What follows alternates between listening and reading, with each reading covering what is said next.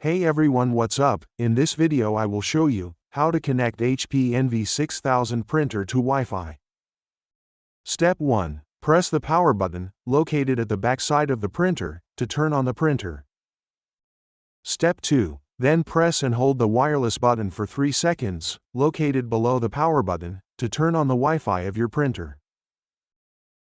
Step 3. Now, go to your computer and open the HP Smart app, then click on the plus button. Step 4. Click on your printer, then continue.